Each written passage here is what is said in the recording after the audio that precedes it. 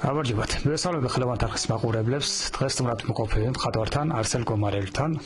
მისი შემოქმედება ახლა მე როგორც ვნახე, ერთგვარად როგორი არის საჩემთვის, როგორც მნახველისთვის და შესაძლოა არაპროფესიონალი თვალით შეფასებული, მაგრამ მომსხველი შთამბეჭდავი და რაღაცნაირად რატომღაც რაღაცით მაშინებს თავისი სიღრმით და ესეთ რა განცდას მანიჭებს, რომ თითქოს და მზად არა ვარ ასეთი ძლიერი შემოქმედების არქმისთვის.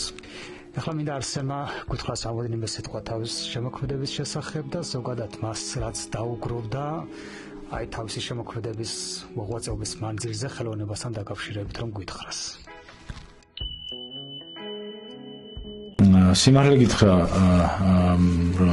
ხატრო მე როდის დავიწყე ზუსტად არ მახსოვს თავისთავად შემოვიდა ჩემს ცხოვრებაში. ეს თითქოს ხელოვნება მე კი არ ავირჩიე.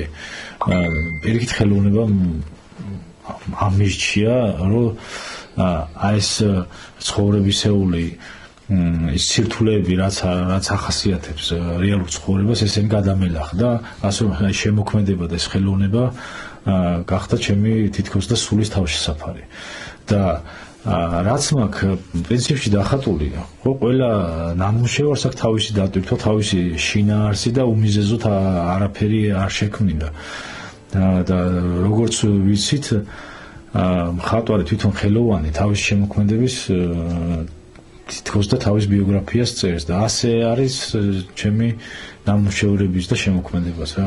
ვერ ვიტყვი რომ რაღაცა მიმართულება მაქვს, მრავალფეროვანი შეიძლება ითქვას და თვითონ განწყობაზე და ხასიათზე დამოკიდებული ეს ყველაფერი და რა ვიცი, აი ემოციაზე და შეგრძნებებზეა რა. რაღაც თვითონ ესე რომ მაინც და მაინც ამ მიმართულებით უნდა ვხატო და ესე უნდა გავაკეთო, ასეთი რამე არ არსებობს რა. შიგნიდან რა არის მოთხოვნილებაც მიჩნდება, იმას ვაკეთებ. რაც თითქოს აქცენტი თვალებზე არის გაკეთებული, ეგრევ ხედავ მე და უმეტესობაში რაღაც თითქოს სევდას ხედავ რაღაცნაირს. თვალები თვითონ სულის სარკია და ბევრგან გამიგია თითქოს აი ეს ჩემი თვალები, ჩემი ნამუშევრების ავიზიტო ბარათია და ამით უფრო ცნობია ხოლმე კიდე რა სტილშიც არ უნდა დავხატო.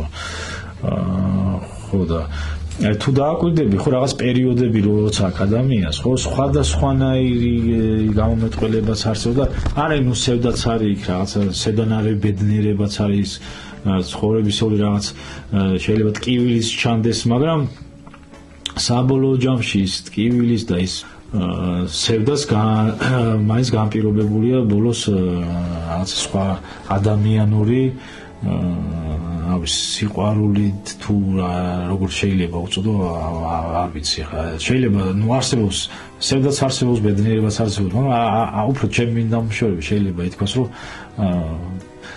სევდიანი ბედნიერება რა ვიდრე სულ მუდამ სევდა და ან მუდამ განცალკევების სიყვარული. ჩემი ცხოვრების პერიოდებიდან გამომდინარე ეს ყველაფერი რაც არის რა. შეიძლება სევდიანიც იყოს, შეიძლება ცოტა მტკივნეულიც იყოს, ბედნიერიც იყოს რაღაცა იქ ფერშიც და ბევრი რაღაც სიღრმეებია, ბევრი რაღაცას თავის შინაარსი და ისტორიებიც აქვს თითქმის სუმეტეს 90% თავისი ისტორია თუ რატო შეიქმნა ეს ნახატი და ეხლა მაშინ ძალიან ბევრი დროს მოითხოვს ახლა ამას ჩაუღრმავდეთ.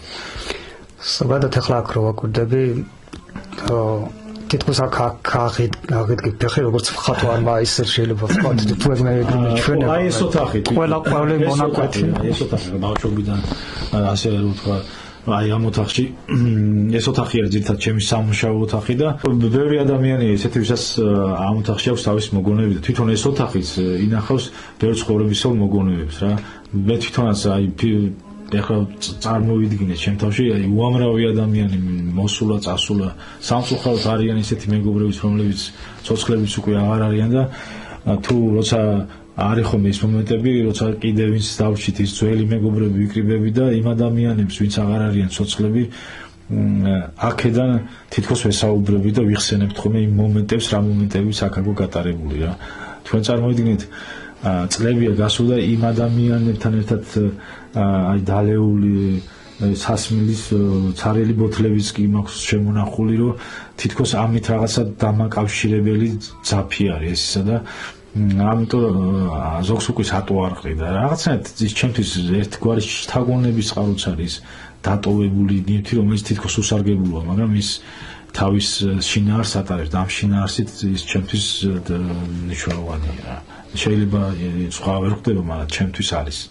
რაღაც მომენტში იმან შეიძლება ისეთი რაღაცა ინსპირაცია მომწეს და ისეთი რაღაც გავაკეთო, რომ მე თვითონაც დაგეგმილი რო არ მქონდეს რა, სპონტანურად მოხდეს.